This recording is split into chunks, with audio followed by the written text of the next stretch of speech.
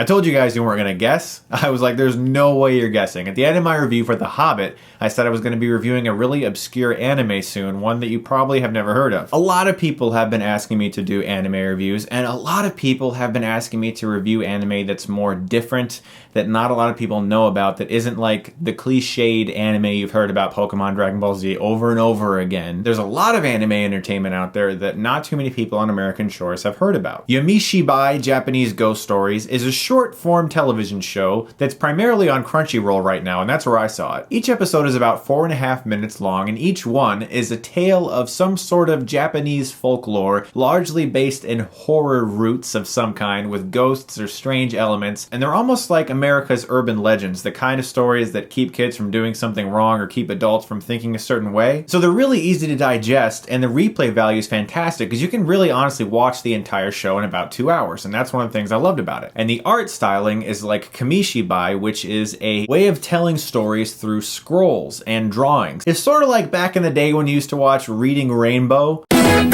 You'd have a narrator who was speaking the lines of the story, but the pictures would kind of just cross-dissolve into emotions. With this anime, you're not going to see someone fully animated walking up the steps. It'll kind of be like you'll see one cell, which in animation is known as something that's placed over an image, like a person over a background, for instance. You might see that cell literally just hovering up steps. His legs aren't moving, her arms aren't moving, whatever. He's just going... And as I'm telling you that, you might be thinking that's really dumb, but after a while, it actually became rather unnerving and kind of suspenseful. Now, for the first few episodes, I was trying to pinpoint, what does this remind me of? What in the world from my childhood am I remembering right now? And I realized... Scary Stories to Tell in the Dark. Did you guys ever read this book or any other incarnations of this book? This is some freaky ass shit! And they read this to us in school. A lot of the really creepy artwork in this book is similar to the way this anime is drawn, and that's one of the reasons why it reminded me of that a lot. Also, a lot of the stories in this book are urban legends, like the hook outside the car that's supposed to warn teenagers from having premarital sex and all that kind of stuff.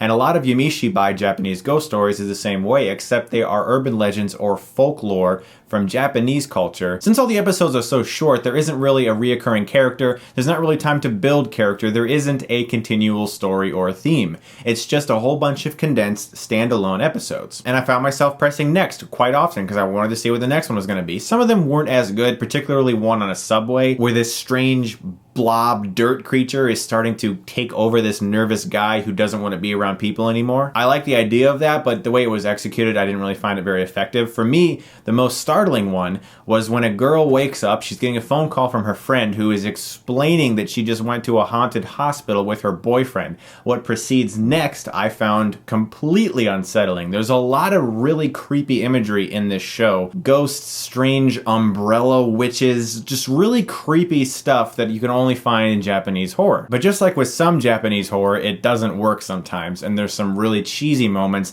that are not scary that are trying to be. And once you get used to the way the animation style is, how it's really just sort of like a moving picture book, I think it actually starts to lend to the quality of the show, which is something I really enjoyed as well. Overall, the show has a lot of creepy moments. It's really fast to watch. You can basically do it in a couple hours. It's like basically a whole bunch of friends sitting around telling each other scary stories. Each one lasts about 4 minutes long, and you go to the next friend. That's what it reminded me of the most, plus the Scary Stories to Tell in the Dark book. Now, I've always loved telling scary stories. I love scary movies, and I love anime, and I do like horror anime as well. And I enjoyed it overall, but it's so condensed and small that it doesn't really have much of an impact, and it doesn't really leave much of an impression on you besides some startling imagery that you might remember for some time. Overall, I'm going to give Yamishibai Japanese Ghost Stories a B. I think it's a really fun, short-form horror anime that you may not have heard of. Now, I watched it on Crunchyroll, which is an anime streaming service. I have a subscription to it. They've been super nice to me, and thanks to them sponsoring my videos, you guys can check out crunchyroll.com/Chris Stuckmann and get 30 days for free. You can watch Yamishibai if you'd like to. There's tons of awesome shows on there as well, like Naruto Shippuden. It's tons and tons of anime entertainment. And the main reason I wanted to work with Crunchyroll in my videos is because they are built by anime fans.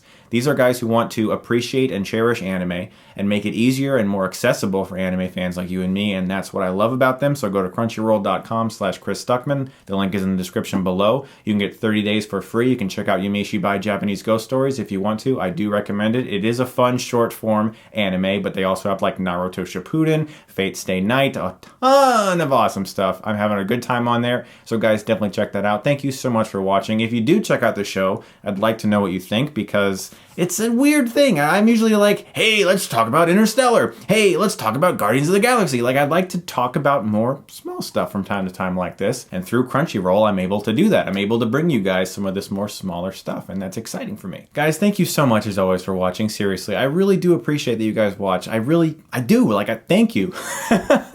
As always, guys, thanks a lot and have a good day. And if you like this, you can click right here and get Stuckmanized.